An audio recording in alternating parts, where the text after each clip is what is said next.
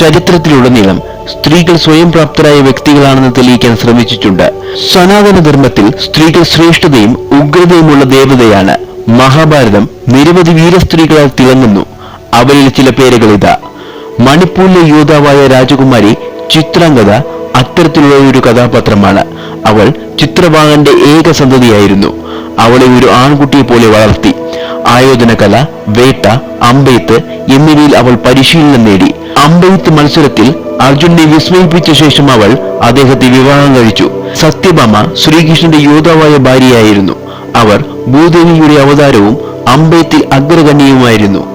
ഭൂദേവിയുടെ പുത്രനായ നരകാസുരൻ ഇന്ദ്രന്റെ രാജ്യം ആക്രമിക്കുകയും അവിടെയുള്ള സ്ത്രീകളോട് മോശമായി പെരുമാറുകയും ചെയ്തു. ഇത് സത്യഭാമയെ രോഷാകുലയാക്കി. ഭഗവാൻ കൃഷ്ണനെ തന്റെ രഥത്തിന്റെ സാരഥിയാക്കി യുദ്ധമുഖത്തിലേക്ക് പുറപ്പെട്ടു. അവസാനം സത്യഭാമ നരകാസുരന്റെ കഥ കഴിച്ചു. മറ്റൊരു കഥാപാത്രം ശിഖണ്ഡിനിയാണ്. അവൾ മുൻജന്മത്തിൽ അമ്പയായിരുന്നു. അവളെ ഭീഷ്മർ അപഹരിച്ചു. അതിനാൽ അടുത്ത ജന്മത്തിൽ അവനെ കൊല്ലുമെന്ന് അവൾ പ്രതിജ്ഞയെടുത്തു. അവൾ വീണ്ടും ദ്രുപദന്റെ മകളായി ജനിച്ച് ഒരു പുരുഷനാകാൻ തന്റെ ജീവിതകാലം മുഴുവൻ വനത്തിൽ ചെലവഴിച്ചു. അവൾ കുരുക്ഷേത്ര യുദ്ധത്തിൽ പാണ്ഡവരുമായി ചേർന്ന് യുദ്ധം ചെയ്യുകയും ഒടുവിൽ ഭീഷ്മരെ വധിക്കുകയും ചെയ്തു.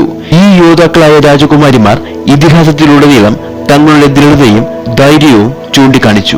കൂടുതൽ അറിവുള്ള വീഡിയോസിനായി ചാനൽ സബ്സ്ക്രൈബ് ചെയ്യുക.